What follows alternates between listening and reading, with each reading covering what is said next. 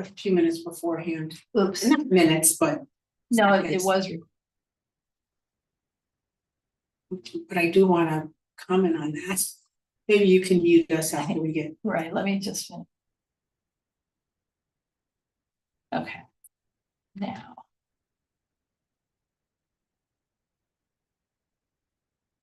Can you mute us too, Laura?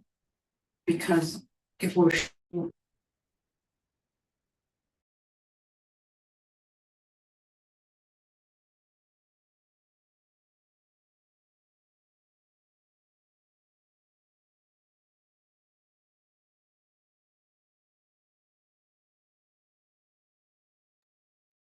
And then you put me under pressure. Well, Steve's here.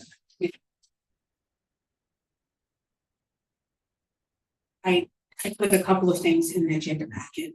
Okay. I did an aerial screenshot so we get idea to see what that plot looks like. Oh.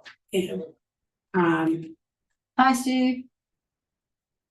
hey, Steve. Hello. And she did a motion for another park at Degnan. Oh, and Degnan, Norton, and something. There's an intersection there. Right. What's and how far south? It's at that intersection. I don't know if it's 39, but I put that in. Oh, actually, I have it right here.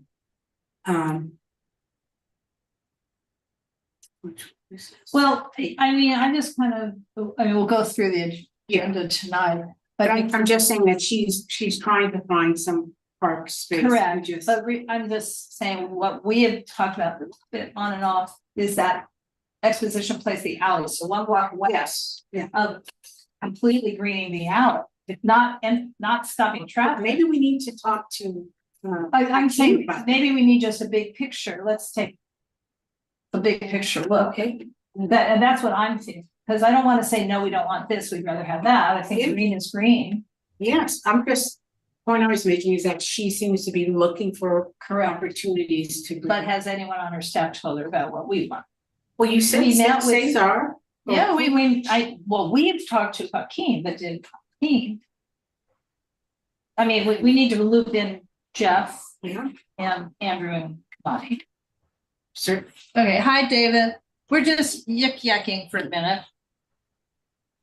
Hi, David. This is Teresa Masonette. How are you? I understand you are on the Jefferson Park HPOZ. Yep.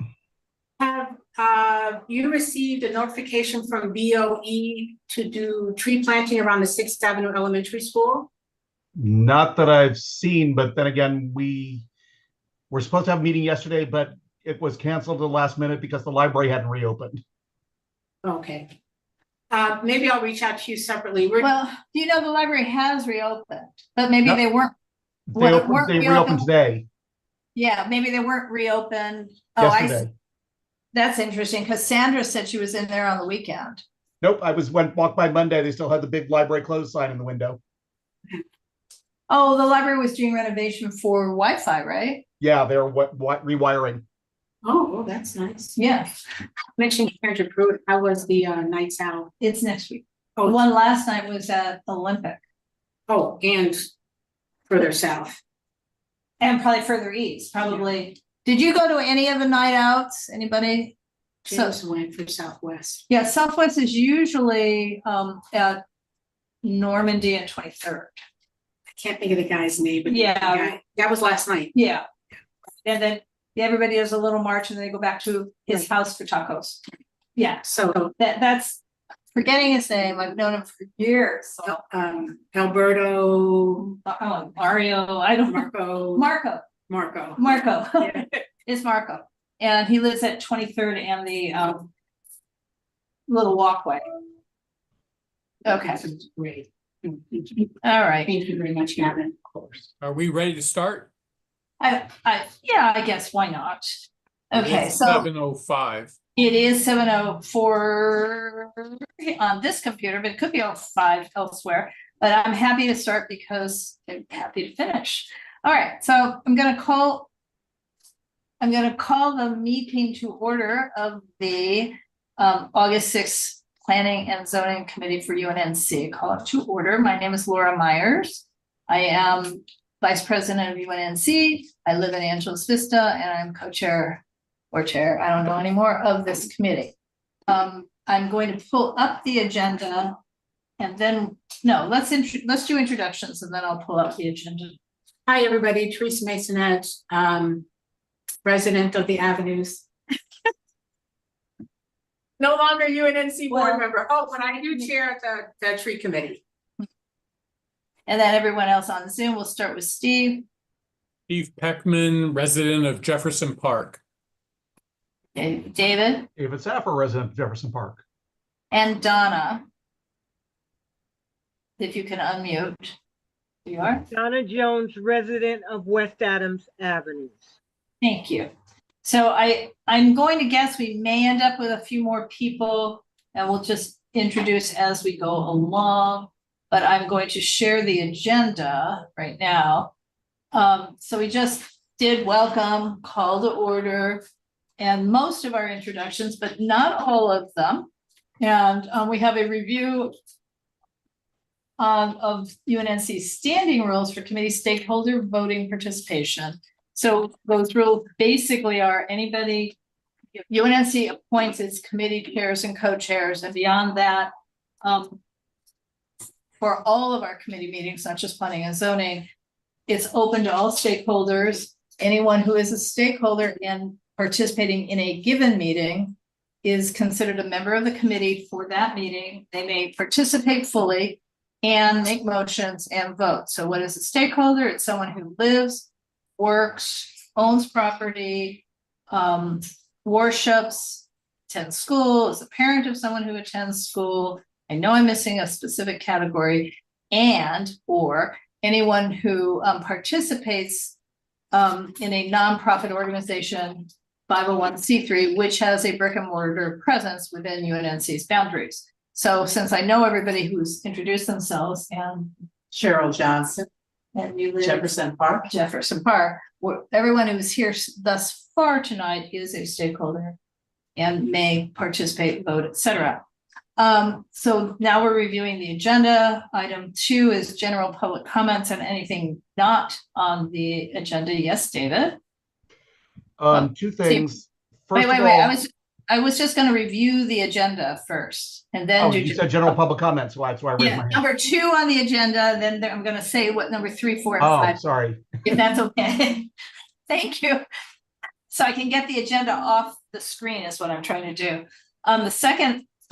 Item 3 on the agenda is a review of, but not a real action about, case number EAR, which I think stands for early. I'm not sure. 20253866 AHVHCA. Anyway, a proposed 5-story affordable housing project at 1638 South Bronson. We'll talk about it when we get there.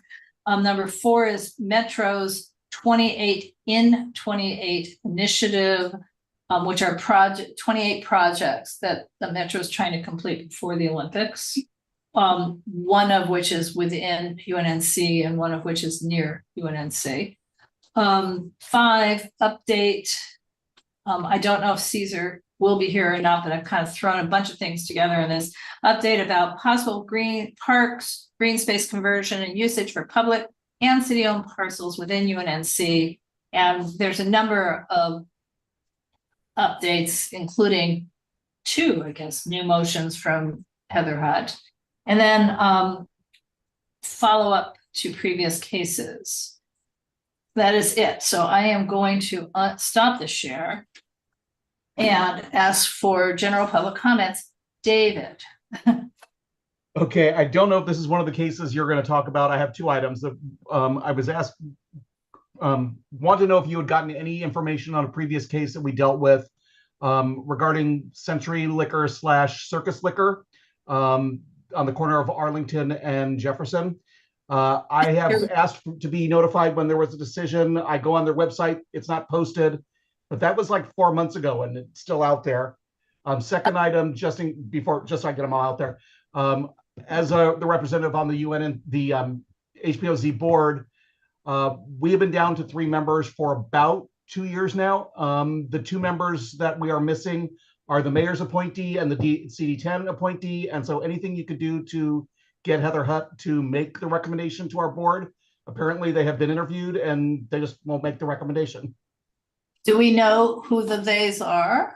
I don't, you'd have to talk to Daniel about that, but every time we ask, they just said, he says they can't get anybody to do anything about it. Oh, the Friends group also submitted someone's name to, I don't remember if it was the mayor's position or the CD10 position. The person was never notified of anything. You know, and this was, I don't know, 10 months, a year ago. Okay, well, I'm going to do a brief comment. Obviously, Council District 10 just needs to move. And Yeah. David, I think if you would contact Jeff Camp, he is your field deputy and longtime UNNC person, and just get CD10 to move. That, you know, I don't know another way to say it. On the mayors, I don't know what's going on, but there is in the municipal code, in the cultural heritage ordinance part of, maybe it's not the somewhere in the municipal code. If an appointing party fails to act, the council president may make the appointment. So if we cannot get the mayor to fill that spot, we probably need Heather Hutt's office to ask Marquise to make an appointment. And judging from the fact that hers has been open almost as long. No, I understand, Yeah. but we don't really know that the planning staff is making an actual effort to get CD10 to do an appointment. I mean, it seems illogical, but just let's start with start over with Jeff Camp and just see what that's about. And if you guys have recommendations, I mean, I just don't know who's sitting in abeyance either. So. And then the other one was any update you have on. It's likely Daniel at OHR. Because No, that's not what I mean. Every time we submit stuff to him, he doesn't do anything.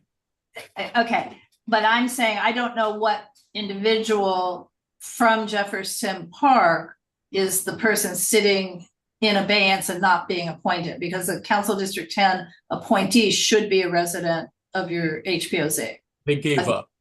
Well, do you know who it is? I know who we put forward, and that person doesn't want to do it anymore. They were so frustrated with the process. Okay, and that may or may not be the person Daniel's referring about to. Okay, and you're on the liquor store. I think Steve has an update, but the update, I think broadly speaking, is that there's no update. No, there is no update. I thought she was supposed to have a decision within the month. Well, Never heard that. She said at the hearing. Yeah, but that was before the information about who is the real owner anyway, who's the owner operator. You know, so there's probably stuff going on. Okay. And Colleen, just for your information, is the one really tracking it. So since she lives right down the street from you, David, you could probably get it. All right, Steve. So my item is Section 8 housing. I think that people are aware that there are terrible things about to come down about Section 8 housing, which is going to put even that much more pressure on housing, not only in UNNC boundaries, CD10, LA at large. And I'm just wondering whether UNNC has been discussing this. And if so, is there something moving forward to get Heather Hutt to start agitating about it before people get displaced? Section 8 is a federal program. I realize that. Yeah, and people are going to be thrown out of their Section 8 housing when the federal cuts come down. And I would like at least UNNC and CD10 to start preparing for it. Okay. I mean, in what way can we, do we write a letter saying, oh my gosh? I don't know. Yeah, I think we do need to write a letter that says, oh my gosh. I think we need to get the city to start thinking about it in terms of its budget. Because if those federal dollars disappear and they put a 2-year timeline on all Section 8 people, then we're going to have a massive influx of people without housing. Yeah, I'm sorry, Steve. Are you saying, because I've not been following it really, really closely, are you saying you think all section 8 will end? I thought it was that some section 8 will end for people who could otherwise work and Two-year that the cap. reimbursement and the 2-year cap for anyone who has it, Wow, I did. has the voucher. Well, okay, I mean, we can, I Can think, we put this on is this the right committee? Where do we go with this? we don't really have a housing standalone committee. But more to the point, that this is the kind of, I can't foist this on someone else and I can't foist it on me. I mean, I don't have time to become a total expert in this topic. How many units, do we know, Steve, how many units of section 8 we have within UNNC? I have no idea. I mean, you wouldn't know necessarily because it's a voucher program. Right. So it goes with people, not places. So, But the places any way have to to be find out? approved to accept the vouchers.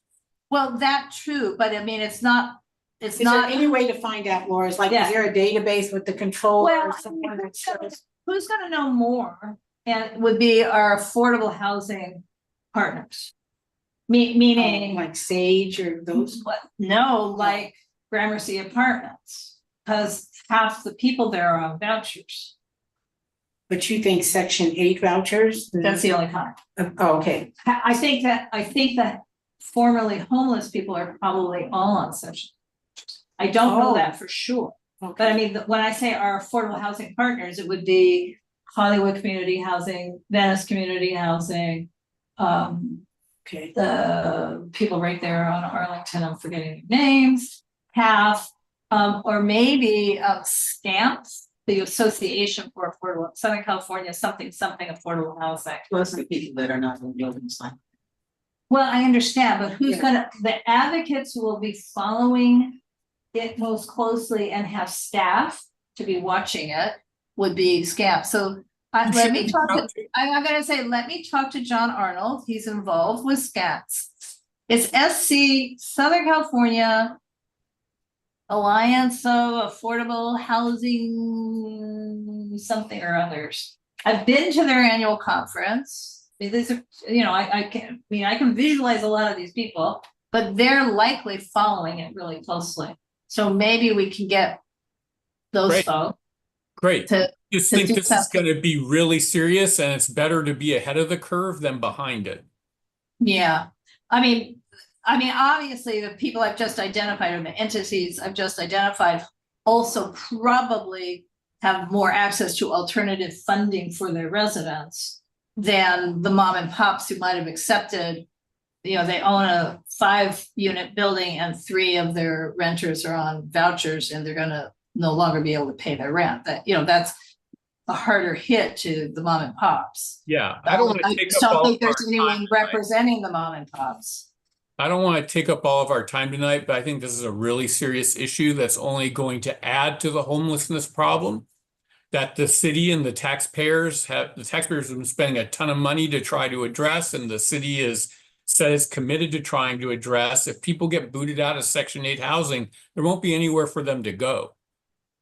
Right, but I also think if the other people who are gonna be impacted are the mom and pop landlords.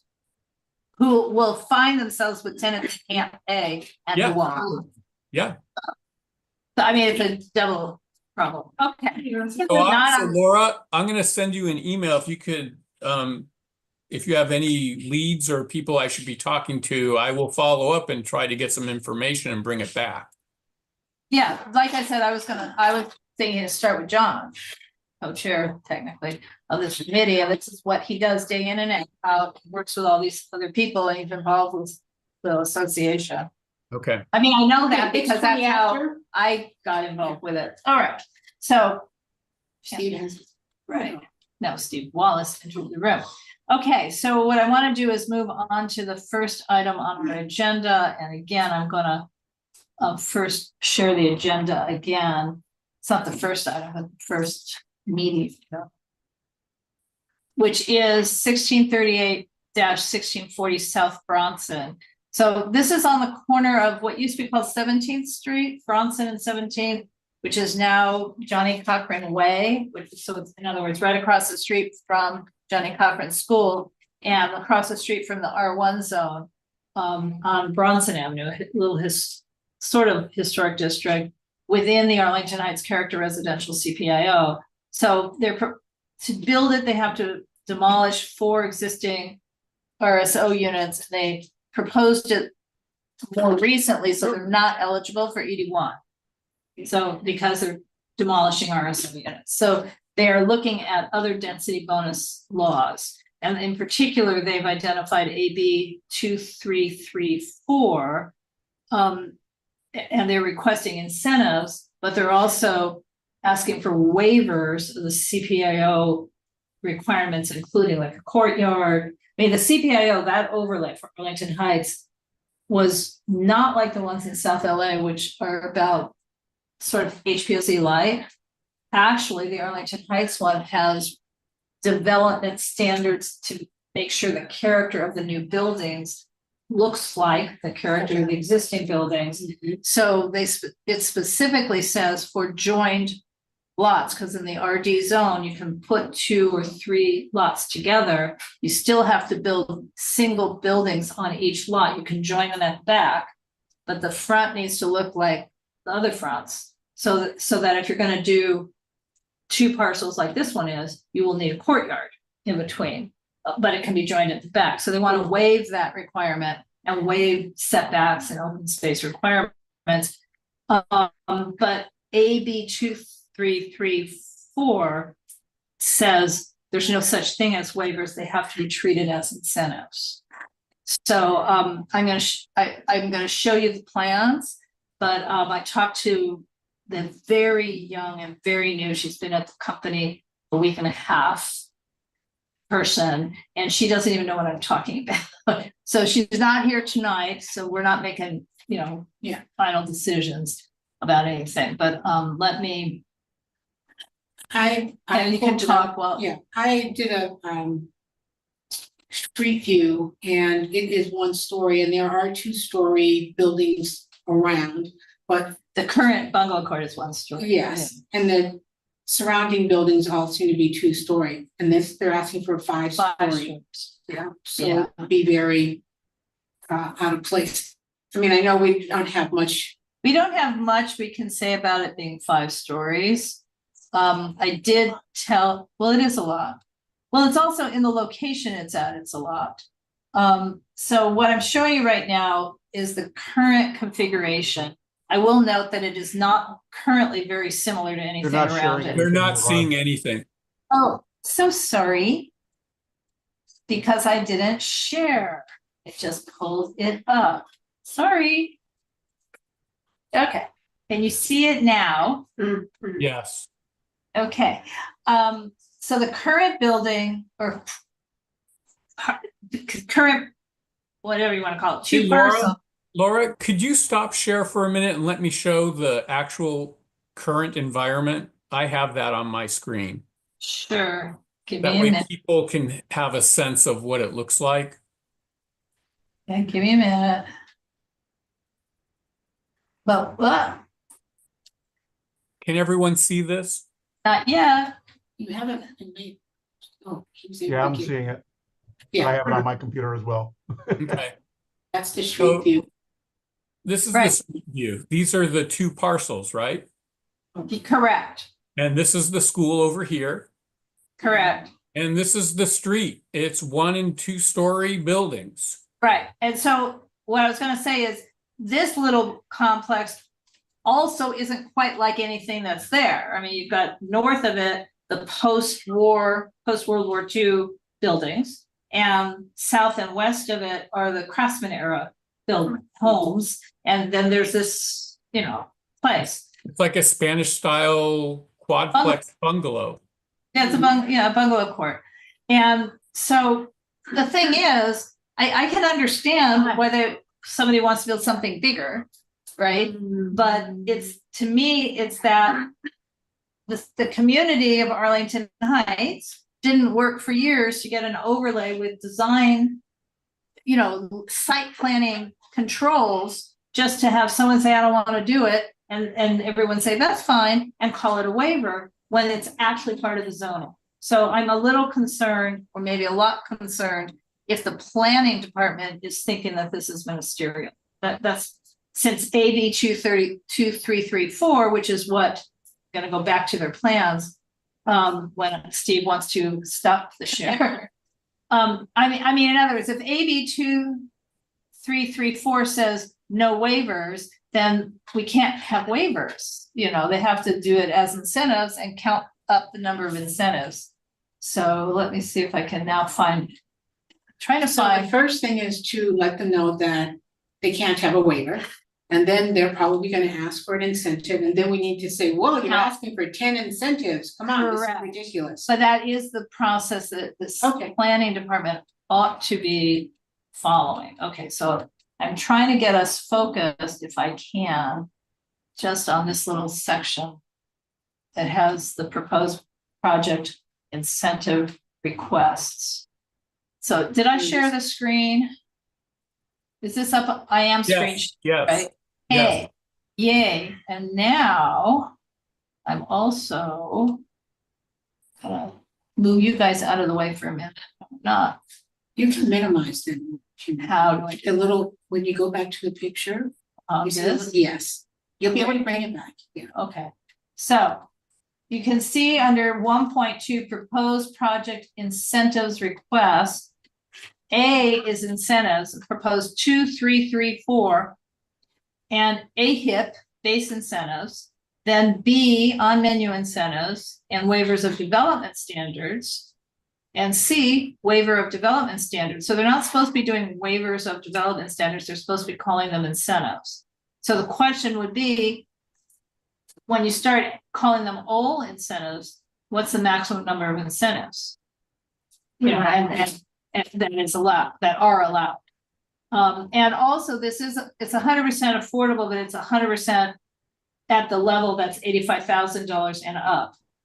I mean, and Damn, based on What? how many, a single person would be. a single person would be 85,000, a family maybe is a little bit more. So it's affordable, but not, Not What- for what are our, I not, forgot the different levels are called, but not the super low one. The category is called low income. Yeah, well, so yeah, it's not extremely low and it's not very low. that's It's the one. It's really essentially, Which is an AMI, and it's about Yeah, yeah. $85,000. right, so I don't know that I need to show you what they look like. I mean, I could show you the plan. Well, yeah, let's see. Let's see. Well, how about if we just say that they're all one bedrooms between 382 and 494 square feet? These are very tiny one bedroom They're apartments. micro units. I don't even know how they get one bedroom in them, except they put a wall between something.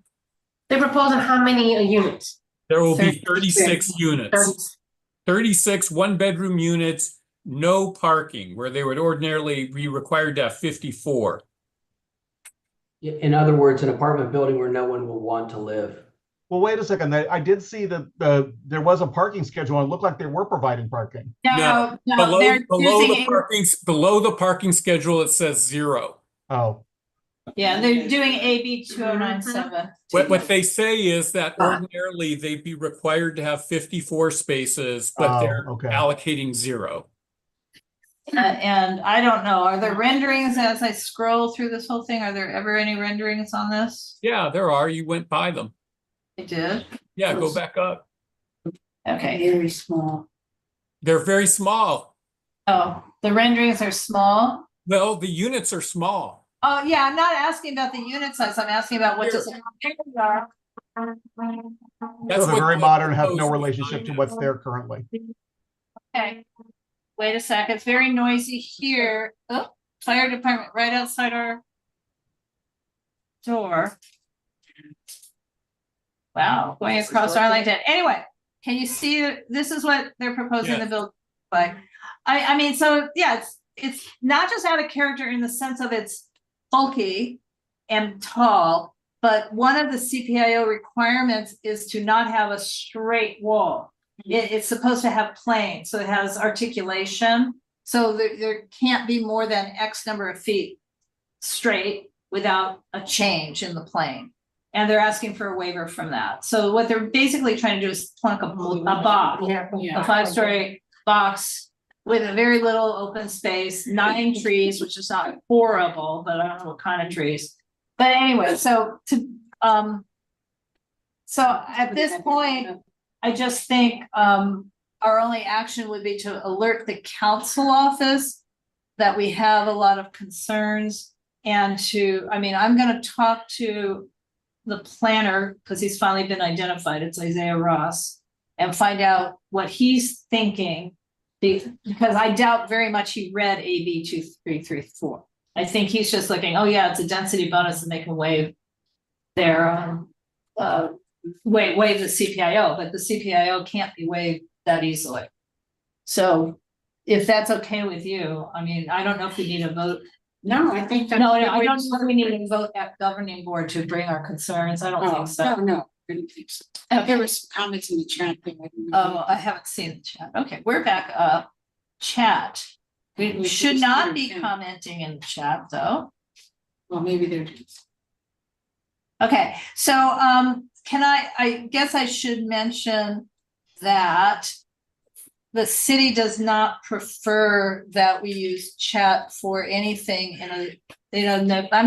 I'm doing my job in a neighborhood council Zoom meeting, with the exception of I'm trying to raise my hand, but I can't, will you call on me, or something like that. You're doing My job. but My bureaucratic, the thing yes, that but you use the chat the way you guys want.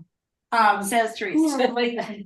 Who's Peter Kim? Okay, so I'm gonna add, we have a few more arrivees since the last time we had introductions. We have Blake, we have Steve, we have Siobhan, who's a new board member, and we have Peter. If you could introduce yourselves, please.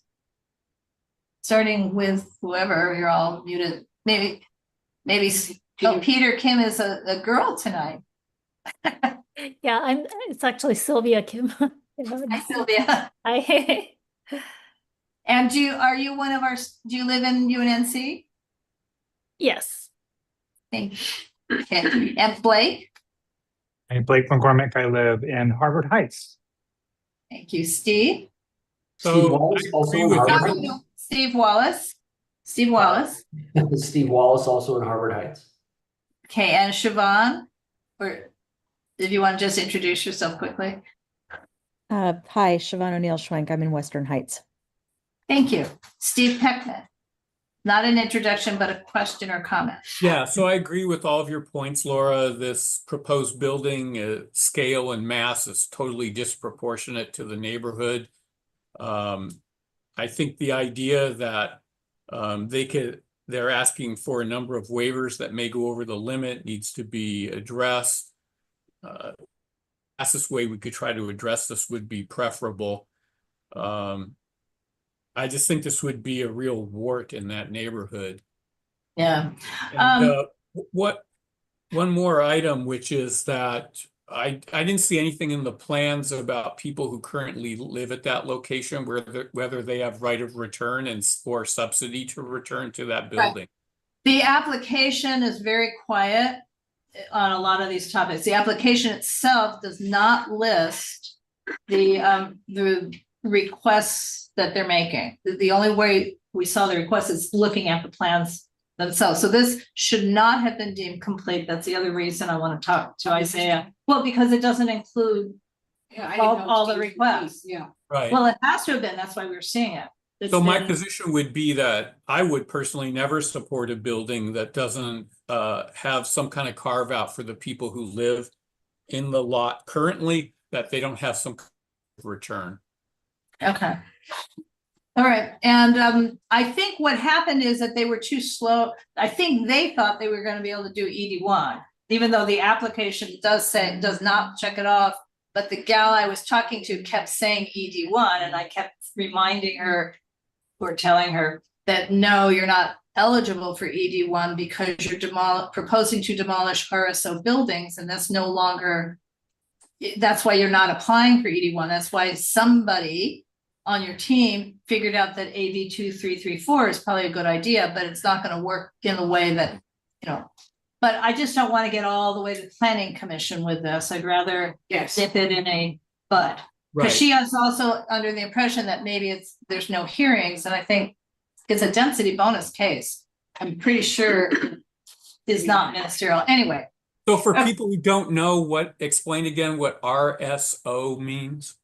Rent stabilized ordinance is an ordinance, but it covers the city's multifamily housing built before 1974, I think is the date, but sometime in the 70s.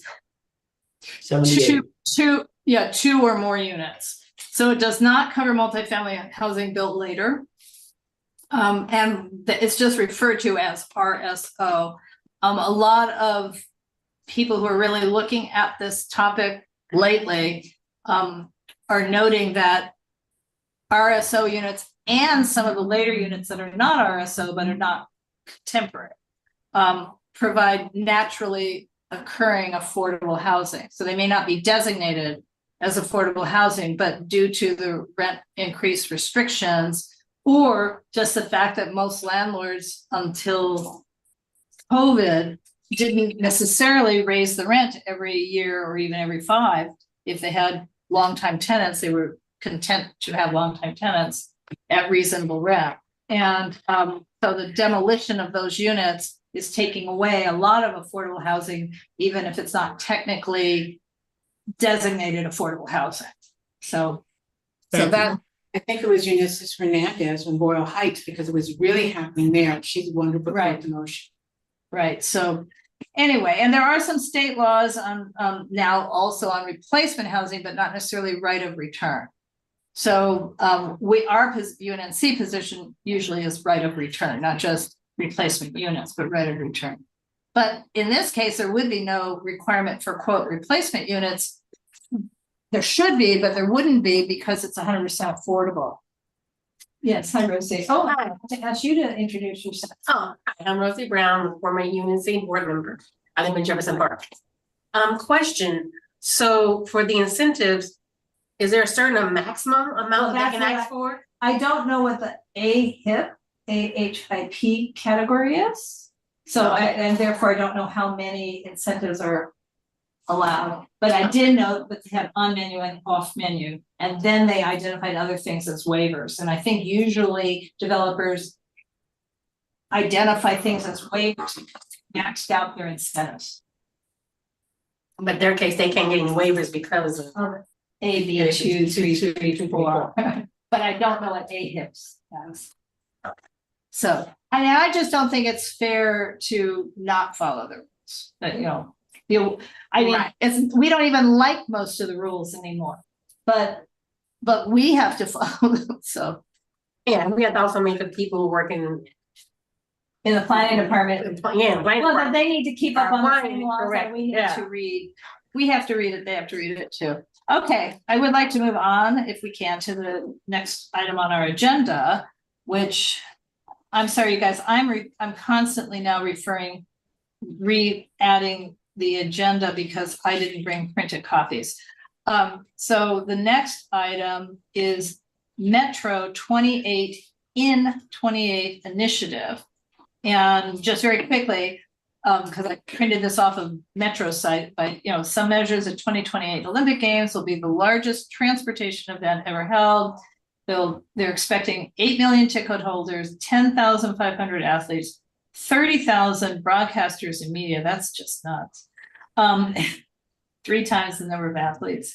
Anyway, they're gonna see daily attendance in our area, Exposition Park, Staples Center, going through our area of up to 360,000 people. So Metro has adopted some years ago a mobility concept plan that outlined their vision for the 2028 Olympics. The primary vision is to make it carless, to use primarily buses, not even the trains so much as buses, that they will have rented and borrowed from other jurisdictions, and thousands of additional buses to take people all over the place. So, and part of what that has been, I'm going to take the share off, is something called 28 by 28. So it's 28 different projects.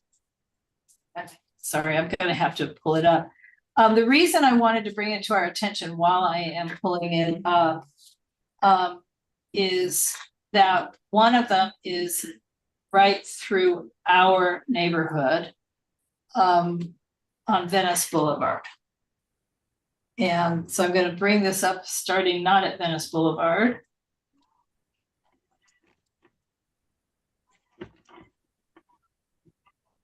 Did I accidentally bring it up? Do you see something called? Yeah, I didn't. Completed 29%. Yeah, and I know it's hard to read. But among the completed is another one in our area, obviously, which is the Crenshaw K line, Crenshaw LAX train. But the one I am a little concerned or a lot concerned about is, do you see that? Bus only lanes, Olympic and Venice. Yes. So bus priority lanes are, I'm reading it because I think it's going to be hard to read on the screen. Bus priority lanes are an important step toward building safer and faster transit in LA County. These lanes would improve bus speeds by as much as 15%, increasing service frequency and reliability, plus the added benefit of moving more people without adding more infrastructure. So that sounds good. And then I've also read that part of the vision is, I mean, they don't know how they're going to implement it, is to make it for the whole 6 weeks on these 2 streets, just only buses, no cars at all. And if that's the case for 6 weeks or 6.5 weeks, this seems like a viable thing. But in other board reports at Metro, they're now talking about making these rapid bus lines permanent. And if they do that, that changes the zoning completely along the way, because what they're doing in Sacramento right now is passing legislation that anything within a half a mile of a rapid bus line is now unzoned, essentially. B79.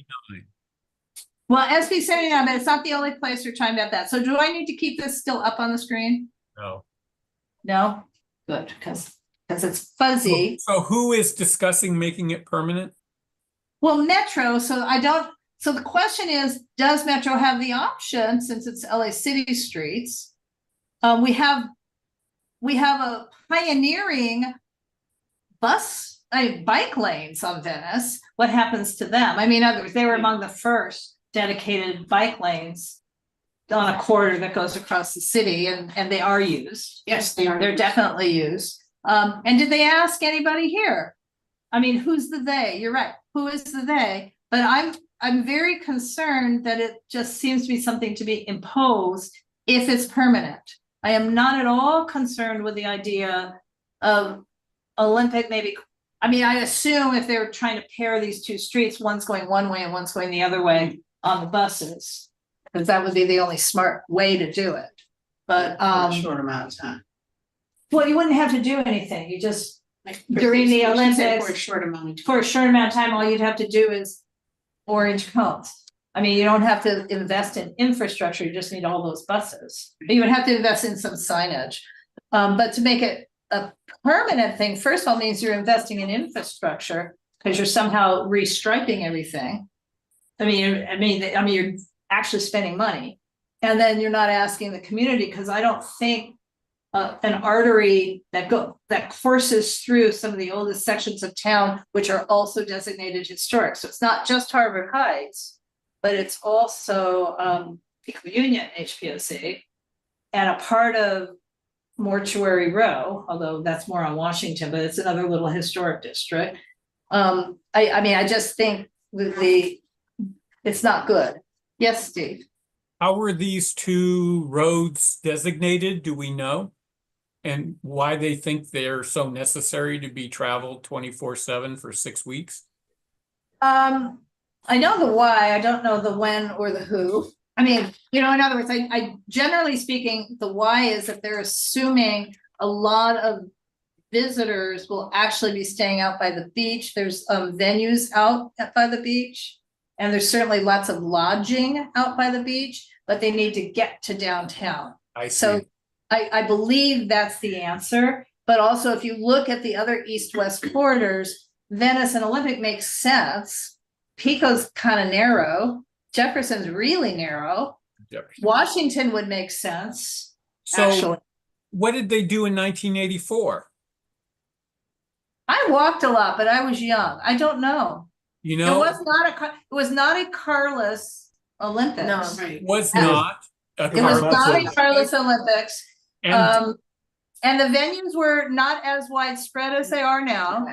They were mostly, there were a bunch in Long Beach. There was mostly at, you know, Exposition. at Exposition Park, At a UCLA. and there was no train. and there was no train. They But- also but got I all the don't- businesses to change their hours so that, Right. like I work for Bank of America downtown, we went to from 6 a.m. to 3 p.m. during the Olympics. So they were trying to get all the cars off the streets during those. Right. There were no cars anywhere during the 84 Olympics. It was the Yep, best everybody time left to drive town. around LA. Well, because we were warned that it would be horrible. When I say I walked from my house to Exposition Park a number of times, to go to the Olympics, because they said, don't drive. And it seemed, but I was, young. I couldn't do that now. Anyway, I share your concern about any recommendations for this to be permanent without appropriate community consultation.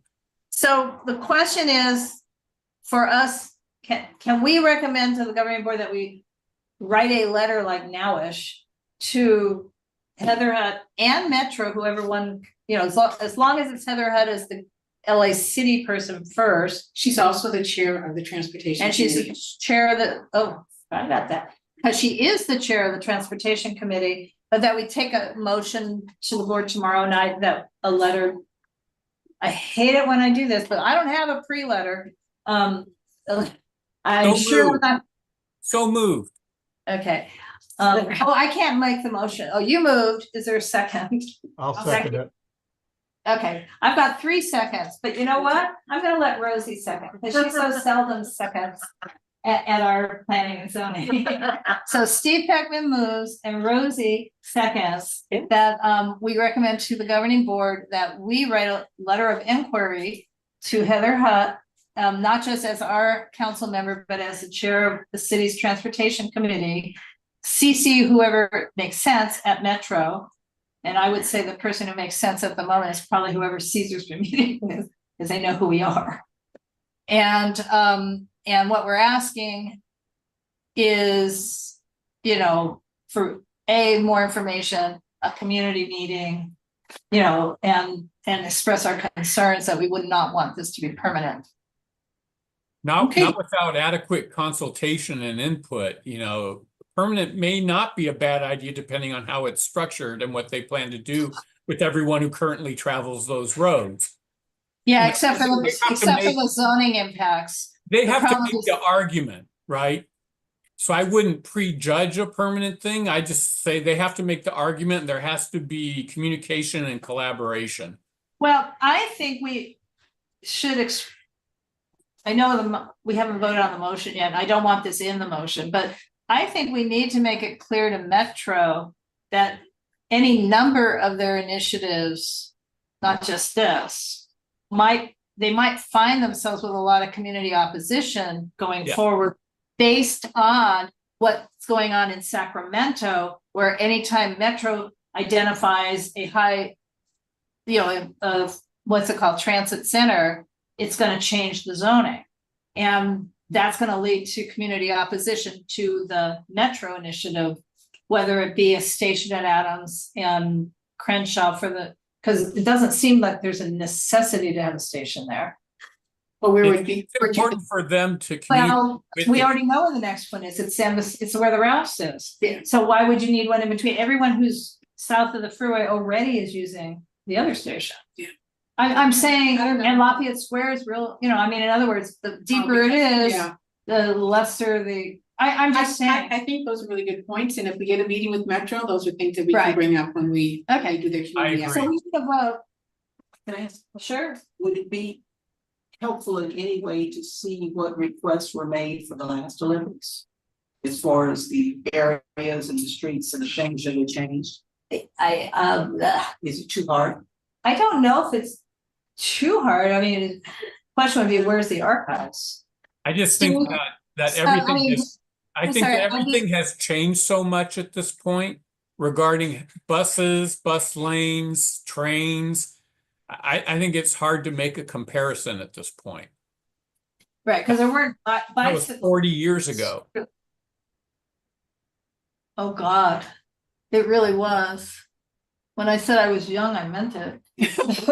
But we have a motion and a second. Sure, we do. We have a motion in a second. So what, to remind everyone who wasn't, or to inform everyone who was not here earlier, UNNC committee membership consists of anyone who's a stakeholder who's participating in the meeting and who lives, works, attends school, worships. We all seemingly, everyone on this call lives here.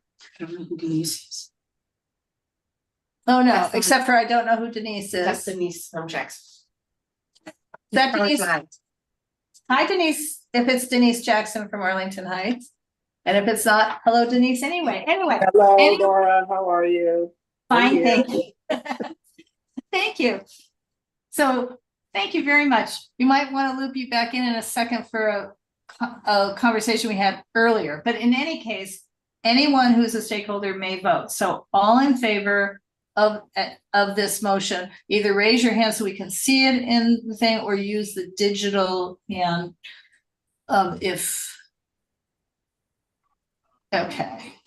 And everyone put your hands down, please. Is there any opposition? So put your digital and real hands down if, I think you can lower them, sure, well, I don't know if Siobhan had raised it before and just hasn't lowered it now or is in opposition.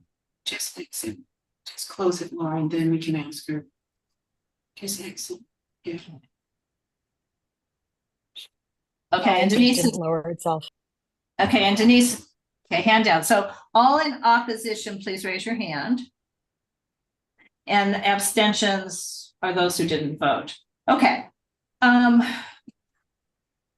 Denise, so we've done this. I want to go back a moment. Are you still working for Council District 8? Yeah. Okay, so I'm going to ask David Saffer to reach out to you and he knows why. Regarding, for CD8. correct, just Marquise regarding the Jefferson Park issue. On the That's nothing to do with CD8. HP, okay, I will be less discreet. Because if the mayor doesn't appoint the Oh, missing because he's in seat, charge of that. Marquise is the president of the city council and he may make an appointment if he so chooses. Okay. But I'm just gonna put you in contact with Denise. What are we talking about, Laura? Jefferson Park has a vacancy on their HPOZ. Two vacancies. Yeah, but Two only vacancies. one for the mayor. Okay. And it's been well over a year, 2 years. More than 2.5 years.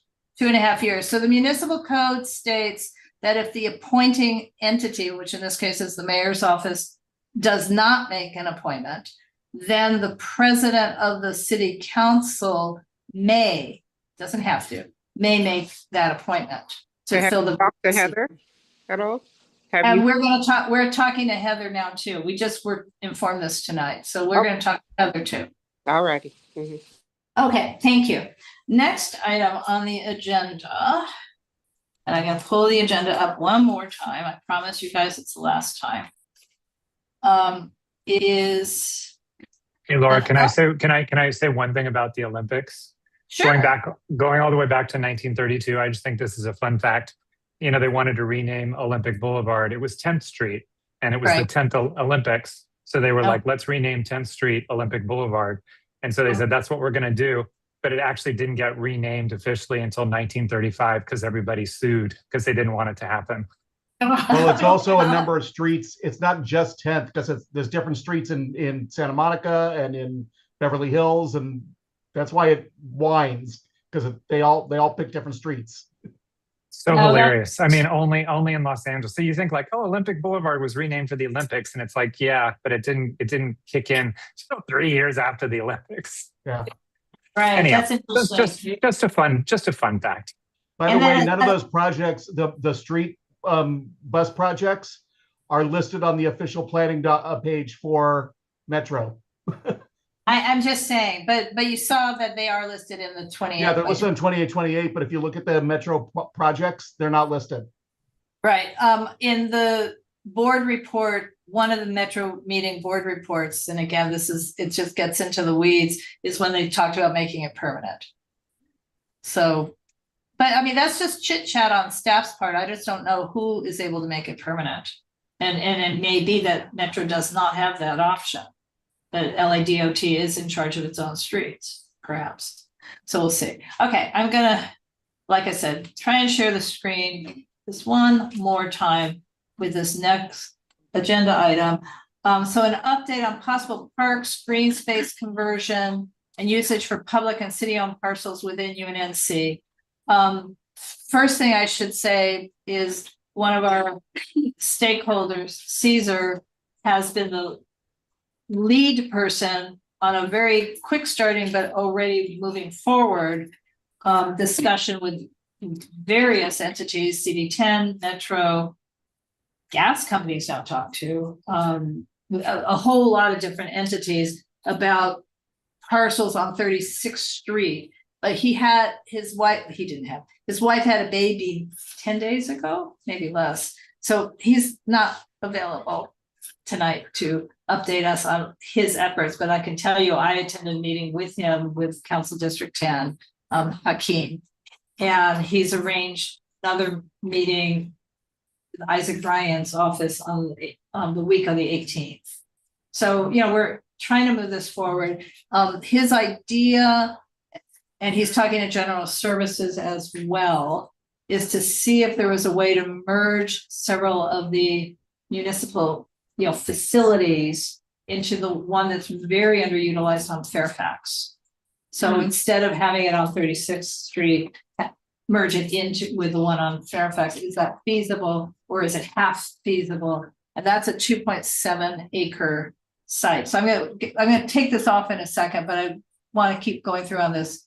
Our street, we're park poor, but there's now not just one, but two motions from Heather Hutt. One is council file 250846. The other one is Teresa. It is, say it loudly, because 250860. okay, so council file 250860 to develop actually potentially two different parcels in south of Expo. In part of it's within the UNNC footprint and parts in the next neighborhood council, but they're both North Limerick Park. So the one on Exposition Place is south of the train station. You can pull up that picture more, the aerial. Okay, that's where it's in the. Yeah. No, is that in our agenda packet? Yes. It's in the document. Okay, how do I get to? Oh, no, it's in the documents. Just go to where you have all the documents. Do I have it already? I don't know, I don't. screenshot. Where, No, I didn't. No, I know I don't. oh, okay. That's what I'm saying. I do not. So I have to go into our agenda packet. So I'm chitter chattering. Caesar's been focused primarily on It's the second one. on the area north of Expo, and Heather's two motions this week have been on parcels south of Expo. So I haven't shared the screen yet. Okay. So let me go to screen share. Okay, so It's this one, 2827. So, yeah, the parcel that she has done a motion on, it's really two parcels. I don't know that she even knew it was two parcels, but if you see the word Exposition Boulevard, and then right below it, there's sort of a beige blob, square, rectangle, where everything else is more gray and white. Yeah, it's a dirt. It's the dirt, and then just to the west of that it's just a metal storage building, so it's both parcels, actually. Oh, So it's not 4,500 square feet, it's actually closer to 11,000 square feet. So she's proposed that as a potential pocket park, and then what's the other motion? And do we I have put- that screen? Do I have yeah, I that put one that too? picture in too. It is at the intersection of, I think it's called Degnan Plaza. It's at the intersection of Norton, Edge Hill, and Degnan. Okay, So- can you guys see that? Because I just clicked over to another photo. Hello? Okay, Yes, Yes, yes, it's there.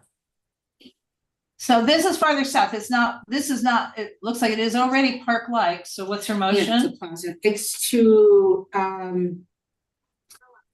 instruct the Department of Recreational Parks with assistance from street services, engineering, transportation, general service to report with input from the local community Okay, that's good. on the feasibility of vacating portions of the public right of way in Council District 10 for the development of a park.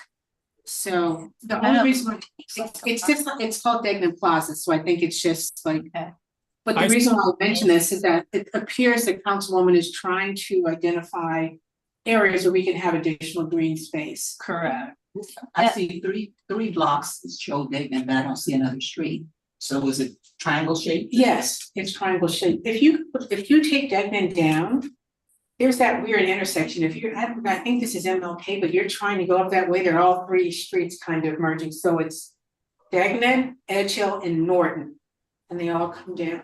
Okay, well, I pulled up one more thing. So You know what UNNC, on the other hand, has actually been talking about on and off for years. It's one block farther west than what Heather, the Metro owns the parcel that Heather has made a motion on for to be a park on Exposition Place. So Exposition Place, at that point, 9th Avenue becomes a skinny alley for one block. And then it becomes this very wide streetlight alley that continues on to Bronson Avenue. And we have been talking for years about greening this up. So I kind of feel like what we need to be doing is writing in another letter. Did you mention that to Caesar? Not yet. I mean, no, I mean, yes and no. I mean, he's seen these slides. But this is, again, south of the train and on the way to the stations. And where it is, the sycamores are right over here. The sycamores are to the, Over here. right, to the, on the photo left, but it's to the west, just west of this. To make the pathway, the walkway from Exposition Place, the residential section, and the townhomes, pretty and nice and shady, straight walk to the train, to encourage walking to the train, because otherwise it's just not a pleasant walk at all. And so I feel I've got to take this down. Stop. Aren't there houses? There's houses east On the of other side. 9th Avenue, 4th Avenue to 9th Avenue on Exposition Place, which is UNNC, Right. is single family by and large. And then from 9th going west to, I think it's Degnan, is mostly the townhome project, and then a couple of little warehousey buildings. And then on the south side of that is, again, single family homes, the backyards face Obama. Right. Right, so their backyards on that the little piece of alley, and then the big wide alley, I think, is still Obama houses, backyards facing the wide alley, and then industrial warehouse spaces. People use the alley to access their backyards. Yes. Yeah, so we can't eliminate it, but we can make it green. You can green it, you just can't eliminate it. There's how also, they green it. Couldn't give it away. Yeah. there's gotta be a way, I mean, the skinny alley would be harder than the wide alley. The wide alley should be really easy because it's wide, I guess is the best way to say it. It's like 40 or 50 feet wide. It's as wide as a street. So there's gotta be a way to put trees or I'm just saying you have Permeable. permeable in their driveway, Yeah, then you- driving down the alley. and then they- Yeah, They because get out, I they get get in the in. gate. Yeah. And then they pull. Well, I'm not sure if they do or don't, actually. We'd I have. do, I've watched them. Okay, well, Vote. No. but my point is, I have hands raised. The point is, let's explore all of it in a sort of macro sort of way. To get as much green as we can, and frankly, I think if I recall from our Metro Crossings, Crenshaw Crossings project, they are responsible for a lot more trees than they have room. Yes. So that's why we've been talking about this section for a long time. Steve Heckman. So I agree with both your and Teresa's proposals and think they should be moved forward. We live in a very park poor community, and whatever additional green space can be created, I think is really important to the quality of life for all of us who live here. So I would support both approaches. Okay, and I'm using the phrase Second green. that. Yeah, I'm using the phrase green because some of these are not potential parks. They're all potentially green. And the whole idea of the Metro's long-standing but really never implemented first mile, last mile, kind of, which is a concept that at every station, the mile radius around the stations should be pedestrian friendly, green. I mean, they should be encouraging people to walk from their homes or places of employment to the train. And they've said the words out loud for years and years and years, starting in our area with the Expo line, not with the Crenshaw K line, but they're still talking about first mile, last mile as part of this 28 and 28. And they're looking for a federally funded project on that as well. So, David. Can we also include in the letter that Metro complete projects for the first mile, last mile? For instance, as part of the K line construction, they put tree wells along Crenshaw and only filled half of them. Where is that? On Crenshaw, on you're either saying side of Crenshaw. Exposition. If you look by the K line station there are about two on each side of the street on Crenshaw south of the station. There are empty wells. There's also empty wells along along Obama that they put in and never put trees in. Yeah, I think Teresa just said maybe it's because Crenshaw Crossing is supposed to put those trees in. They put them on either. They alternate. They're like put a tree in, empty, put a tree in, empty. All right. They just never came back and did them. I think it's.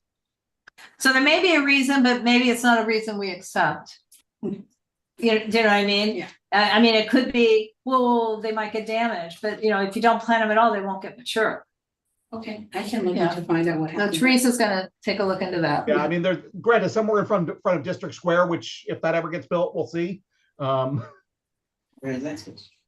Well, I have to say, I'm watching on Washington Boulevard right now, and I'm a little have a little trepidation, but the Thomas Saffron project at Washington Boulevard and 4th Avenue, they've just jackhammered all of the sidewalks and they've left the trees still in.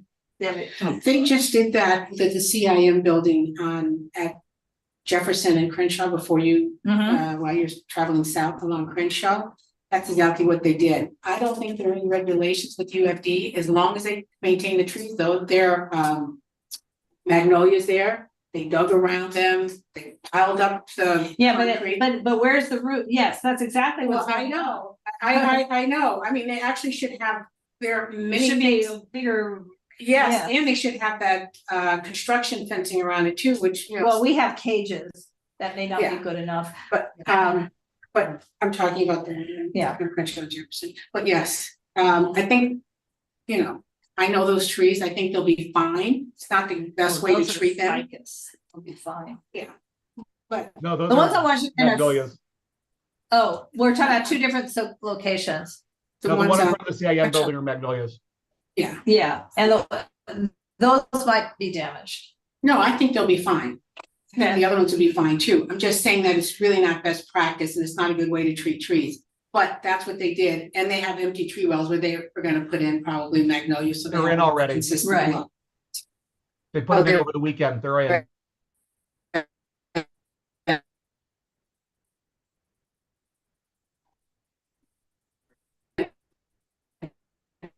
Did we lose them or did I lose them?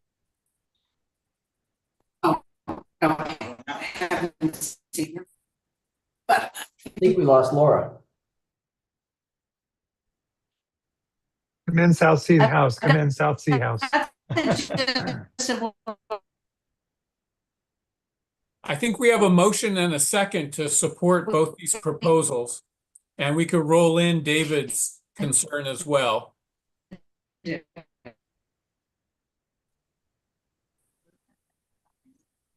Yeah, Is Laura back? Back. no, I can stand now. Can you guys hear us now? Yeah, Yeah, now now we we can can. hear you. Yes. okay. Okay, goodness. Because we could hear you, but apparently you couldn't hear us. No, you were frozen. So we have a motion and a second to move this forward. Okay, who was the motion? Who was the The second? motion was Steve, the second was Donna. See, Oh. they kept conducting business without us. Yeah. Okay, all right, and that's fine. Yeah. I know what the motion is. I think I know what the motion is. What is the motion? Taking an overview, macro look at greening and parks, and we support all of them, but we also want to, make sure they seriously consider the ones we've been investigating and not just these others. As well Okay. as David's concern about first mile, last mile. Correct. Okay. Concern and applauding that maybe they're finally gonna get it. They did have a federal grant. Now, I don't know if that's part of the clawback or We not. encourage it done as swiftly as possible. Right. Okay. All right. All in favor of the motion by Steve and seconded by Donna. Okay, it's unanimous. Okay. On the agenda. Okay, I've lost. Oh, man. I've lost. Sorry, you guys, I've lost our agenda. Oh, I know. I see what it is.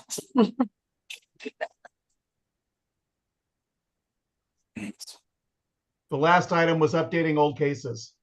Correct. So, so as we've sort of discussed, there is no update on the liquor store, Century Liquor, which actually has a new name, Circus Liquor, or Circus something liquor. It's Circus. It's a version of the Circus liquor.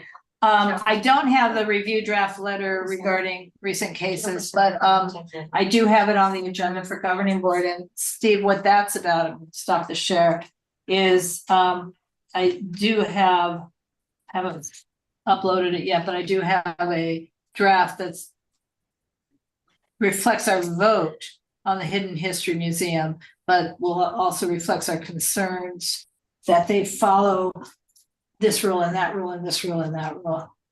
So the board may not accept it happening that way, but I'm just saying that's what's on the agenda. If the board wants to do a whole new vote, I'm gonna have to put it on as a better agenda item. So, is there any other, from anybody else's perspective, updates on I have one. cases or ENS or questions? Actually, I know, Crenshaw Crossing had a lot of, hoopla. Is that still in the works? Does anybody They know? got an extension for their approvals. So I think they're having some issues getting the funds. That would be my best guess, Okay, but I'm only guessing. all right, yes, But they did extend the approvals. Steve and Teresa. Well, let Teresa go first, please. Okay, thank you. This is council motion 250557 regarding the concentration of delivery drivers at ghost kitchens. It's the problem at Normandy and Washington where they all line up there. There was a motion to ask Department of Transportation, the city attorney to draft a policy that would establish exclusion zones for all app-based delivery services and to provide recommendations to pilot a proposed policy and report on necessary staff and budget implementation. And I know I brought that up before, but it has when did this? I don't know, this week, I don't know. Oh, it's done. The motion, well, I brought it in May, Right. or early June, but it was just approved. It went through all the committees and then with the two committees, and now it's been approved. So we can just wait to get a report back and see what this is gonna be like, but I know there are a lot of problems. Is that what all the parking in the middle of the street? Yes. is? Yeah, Oh, because there's a ghost kitchen. Okay. It's a kitchen that has a lot of different restaurants. And- Well, they have a lot of different recipes. They have stations. Yeah. That are the I just couldn't restaurants. figure out where all these cars came from in the middle of the street. Yeah, and they're there to pick up deliveries, so now they're going to investigate having exclusionary zones. So certainly, I mean, I've seen the police give tickets to the people, because you can't park there, that's. They get out, go inside and never come back. Yeah, so. Steve Peckman. So I don't have a follow-up, I have a question, is that okay? That's fine. So I'm trying to figure out if there is a city entity responsible for maintaining gates on alleys. Any ideas? Well, it depends who gated the alleys. And I mean, I don't mean that snarkily. No, I, Some blocks, the blocks themselves gated, put in the gates, and then they have clickers and they're responsible, keys or clickers. I mean, I know the one at 24th and Cimarron is clicker situation, and they pay for it themselves and they maintain it themselves. But if the city gated something because of, say, drug dealing, then it's the city's responsibility. how would I one don't find know which out? ones. How would one find out who's Ask responsible? Don- Hey, Donna, do you know the answer to that? Maybe? I would say, that if they're the city put up all our gates, you know that. And they basically are responsible for the ones in the avenues. So that if something gets torn down or run into, they replace it. We're having a problem with a gate put up personally by a homeowner and getting it back, but the intent is to put them back, and it was taken down by street services. So what entity in the city takes responsibility for this? I would say street services, Street services, okay, thank you. and that's a guess, Steve. I'm not totally sure. Got it. We've been battling them on a gate that was removed without a notification. So, Okay, thank you. mhm. Okay. Anything else? Any other updates? Laura, what happened Alright. with the apartment on Adams? Well, I don't know. I mean, Orion is selling or has sold it. The developers, put it on the marketplace. Okay, all right.